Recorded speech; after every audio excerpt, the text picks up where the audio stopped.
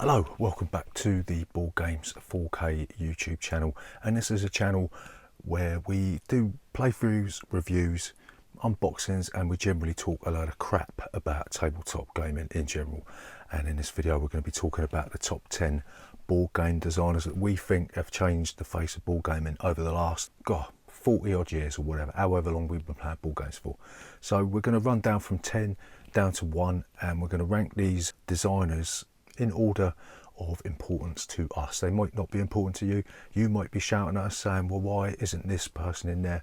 Why ain't that person in there? So it doesn't matter about that. This is our opinion, and just watch the video and then shout at your TV, right? So yeah, if you're new here, then please consider subscribing to our channel. Leave a comment in that box down below somewhere down there, and we'll see you after this.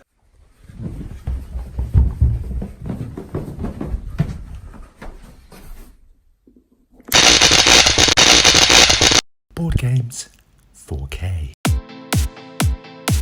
So number 10 on this list is a bloke who changed the rules, changed the face of gaming for us, and if it wasn't for this bloke we wouldn't be standing here in front of you today talking about this. So that's probably might be a good thing for you, but it's definitely not a good thing for us. So we're talking about the grandfather of modern day gaming, Gary Gygax, and he's responsible for the responsible for the invention of Dungeons and Dragons, the world's most famous role-playing game. Yeah, and we discovered this in around about 1983-84, and we started off with fighting fantasy game books, and that led us on to Dungeons and Dragons. We had the red box, I can't remember who did it, the basic set, and then we moved on to AD&D, and we played this game a ton, and we've still got all the 5th edition and all that. We still got all the 2nd edition. We didn't bother with the 3rd or 4th edition, but this game changed the face of gaming. It didn't have a board, it just used dice and your imagination, and we can't speak highly of Gary Gygax enough. It's a real shame that he didn't manage to keep hold of TSR and it went bust in the 90s,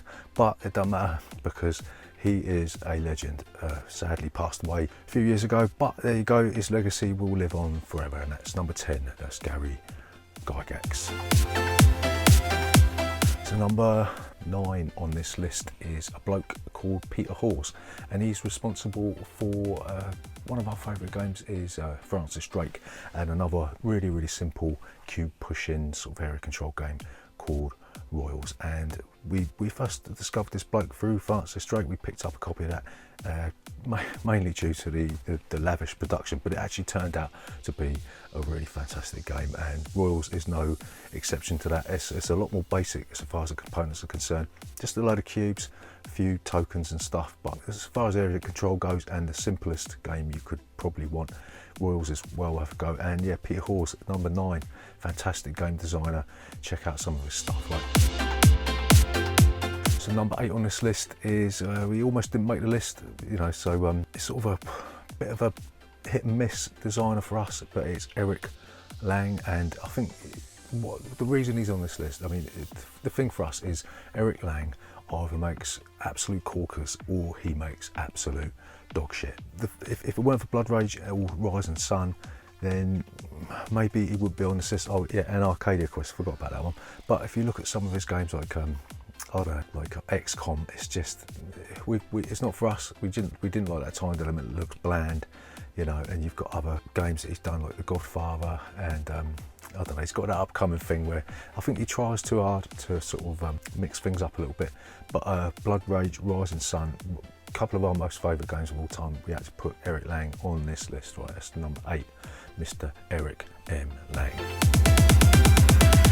So number 7 is a Portuguese geezer called Vittala Soda, and he would have been a lot higher had the price of his games been a bit lower. And this bloke is famed for making these complex puzzle type Euro games. You know, we got the Gallerist up there, we got Kanban, we got CO2, we got Vinos stuck around here somewhere. So love his games. They're deliciously complex. However, we haven't bought any of his more recent games because the price point for us is just we can't pay 70-80 quid for games like this, Boa or Escape Plan, I think it's called, the latest one, and the Mars one as well. It's too ridiculous because we're not going to get these to the table as much as we'd like had we paid that much money for it. So we love Vittala Soda's games. We have got the Portuguese Railways of the World map coming, so we'll have a go at that. But it's a real shame that his games are so expensive. I know they're lavishly produced and all the components and everything, and you know, if you really love his games, it's worth picking them up. But we can't afford them all, so he's only number 7, right? Number 6 on this list is a German geezer called Stefan Felt, and we love his games. They're devoid of theme, but the mechanics, Stefan Felt's mechanics, really shine. And we love Trajan, we love Amerigo, we love Bora Bora, we love Castles of Burgundy, we love Stefan Felt. We've even got Dribble Fever down there, you know, the football one he did and all that, and yeah, right. But yeah, Stefan Felt, amazing designer. The way that he takes these very basic mechanisms and turns them into this this clockwork type thing where everything means something. I know people use the term point salad quite a bit, and it's true, but they're like their flow, and we say this all the time, but they're like a well-oiled machine. And Stefan Felt is just this robotic automaton that keeps producing all these wonderful mechanically sound games. And Stefan Felt, number 6. Number 5 on this list is a Czech bloke called Vittala Soda, and I think I pronounced that right. But yeah, he done Bunny Moose, right? Which we got up there somewhere. He done the Civilization game, was it Through the Ages? He got Dungeon Pets, Dungeon Lords, Space Alert, and the one that we loved the most, oh my God, Mage Knight. I think if we hadn't got into Mage Knight, he wouldn't be so high up the list. But Mage Knight it's just a complete game. It's best played solo, but it's a complete experience for us. And you add in the expansions, one of them written by Paul Grogan, who, if you haven't heard of him, go to his Game of Rules channel for tutorials and all that sort of thing. Yeah, it's fantastic. It's sort of basically like they call it a wizard simulator, that sort of thing, but I don't know. But it's got everything. It's got a bit of deck building, it's got exploration, combat, it's got everything. So yeah, Vittala Soda, he gave us Mage Knight, so he's on this list. So number 4 on this list is a French geezer. Can you guess who it is? Yes, of course you can. It's Antoine Bowser and Seven Wonders, one of our favourite games of all time. The best card drafting civilization building game that we know of. And add to that Takenoko, you've got Tokaido, you've got Rampage, which a lot of people don't like, but they call it a toy, but we don't. We love that game. Yeah, Antoine Bowser, all the expansions of Seven Wonders. He had to be on this list, didn't he? It's tailed off a little bit over recent years. There hasn't been these sort of blockbuster games that have come out of Antoine Bowser's head. You know, he had that sort of Attack on Titan thing where you had this sort of 3D giant type bloke, and yeah, okay, so yeah, but we look back and Seven Wonders is one of our favourite games of all time. So Antoine Bowser makes these sort of fun, playful type sort of Euro games that are always fun to play, and they've got wonderful mechanisms in there. And yeah, that's our number 4. Number 3 on this list is a German bloke who's been around for quite a while. You know, it's Matt Gertz, and he didn't introduce the rondel, but he made the rondel his own thing. And we've played Antichi, we've played Imperial, we've played Hamburgum, we have played Concordia, and Matt Gertz games are sinisterly simple, but ruthlessly complex, right? So like if you take Concordia for example, you've just got a hand of cards, you play a card and do what it says on the card, and that's it. Yeah, but from that springs this, it's like the magic porridge pot, you know, you sort of put a little bit of porridge in there and it all spews over the top into this really nice tasty porridge. Yeah, we love his games. We love Imperial. We've done a playthrough of Imperial, 6-player playthrough of that. It's there if you want to see it. And yeah, Matt Gertz, hopefully, we haven't played Transatlantic, but hopefully he's going to continue to make these absolutely astonishing Euro games. So yeah, he's our number 3. So number 2 on this list is our second favourite designer. This is a guy called Paolo Mori, and he's responsible for games such as Dogs of War.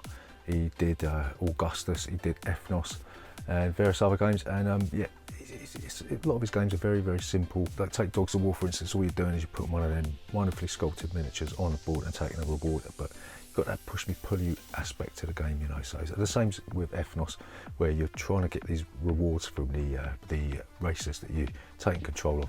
And again, Augustus is that sort of very simple bingo sort of game that is brought into the modern era. Yeah, they made it actually like a fun thing rather than some random snooze fest. Paolo Mori, if you haven't played any of his games, especially Vasco da Gama, right, which is Tom Vassal's most hated game, one of his most hated games of all time, yeah. But that side, check out Dogs of War, an underrated gem. Augustus, FNOS, wonderful games. Our second most favourite designer is Paolo Mori.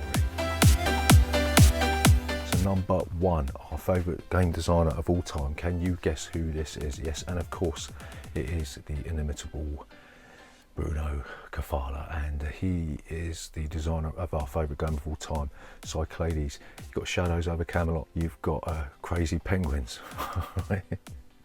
you got